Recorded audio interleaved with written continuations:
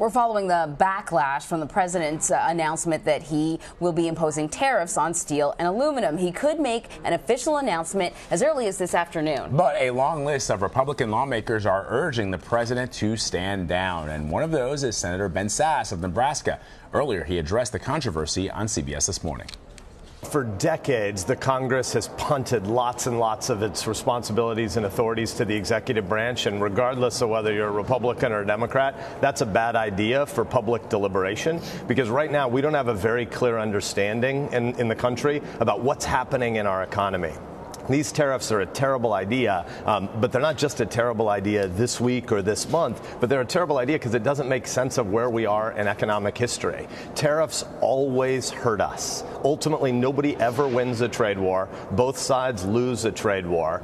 Trade is indisputably good for America. It's good for consumers on both sides of every trading relationship, and all of our trade deals have been on net good for America in terms of job creation, and a lot of the public doesn't understand that, and so we need to do a lot better job of explaining what actually happens when there's more trade. We need more trade. America wins when there is. Okay, then how do you explain a trade deficit of nearly $1 billion, $800 million?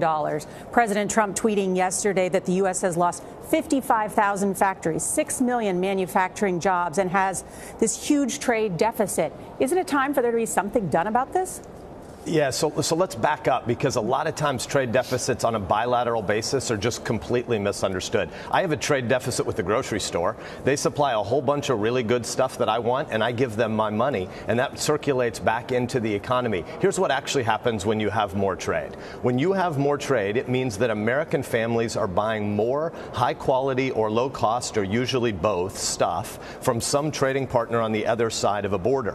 What happens in the U.S. is when there's more trade, we have more export markets. Nebraska, where I live, is the most productive farmland in the history of the world. We feed the world, and our economy is fundamentally dependent upon the fact that we produce better and higher quality stuff than any other farmers in the world, and so we need more markets to sell it to than just the U.S. So let's look at steel in particular.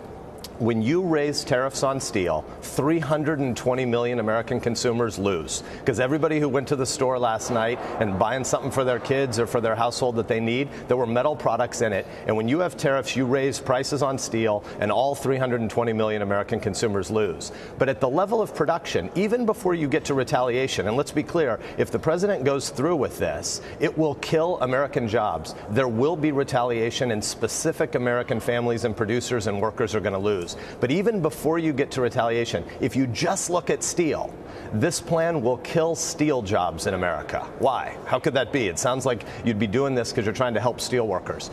There are 140,000 production steel mill workers in America. There are more than 5 million factory workers in America that work at factories that use steel as a primary input.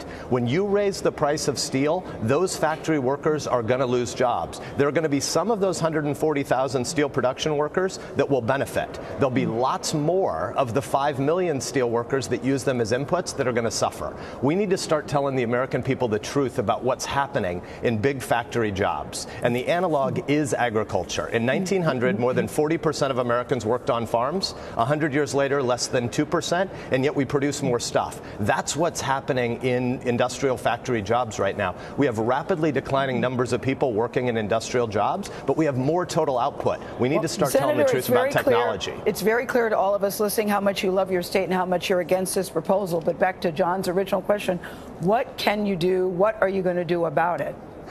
Yeah, I mean, I'm going to talk to you, and I'm going to talk to the American people, because the president has the power to do this under current law. It's stupid policy, but he has the authority.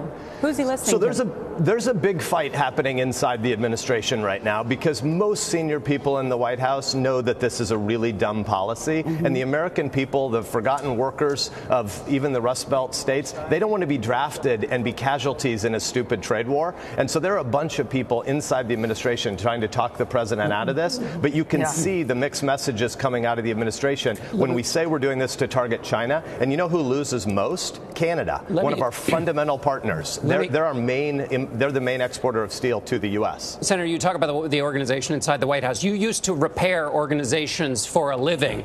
Assess the organization inside the White House right now.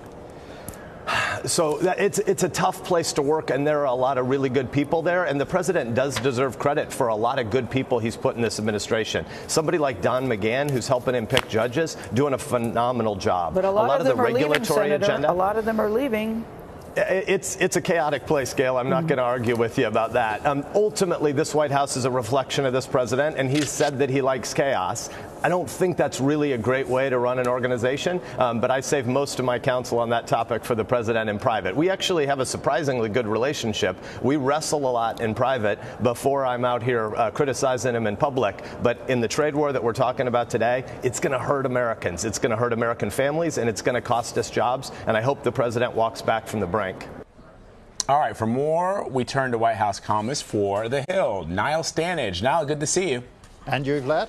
So the White House is now saying it could offer tariff exemptions to countries like Mexico and Canada. Does this mean progress is being made on renegotiating NAFTA? Or, you know, I've heard a reporter suggesting that this tariff proposal could be symbolic. I mean, what are you hearing? Well, the issue of symbolism pertains to, I think, the signing of the bill, which at one point was scheduled for today. There's considerable confusion around that part because obviously this is something that needs to go through a legal process. You can't just sign a 1 or 2 sentence proclamation insisting that these tariffs have increased. The carve-outs or the potential carve-outs for Mexico and Canada are interesting because the president had originally suggested that that wouldn't be the case. He wanted it to be a uniform tariff because he didn't want special pleading from all kinds of nations. So really, right now, I think a lot of us are waiting to see what exactly the president does sign and when he signs it. So we mentioned that there's growing backlash in regards to this tariff proposal, especially among Republicans. Why doesn't their opposition seem to even matter to the president? Because, Anne-Marie, I think there's a difference between conventional or orthodox Republicans and President Trump himself. He won the presidency against the odds, in large part by appealing to a constituency that hadn't voted for previous Republican nominees in the recent past, essentially white working class people in industrial states like Pennsylvania and Michigan, Ohio, places like that. So I think this proposal the president views as delivering for those voters. The Republican Party overall has a different view. It is more a free trade party. It's more in line with the comments that Senator Sass just gave in the interview you showed from today.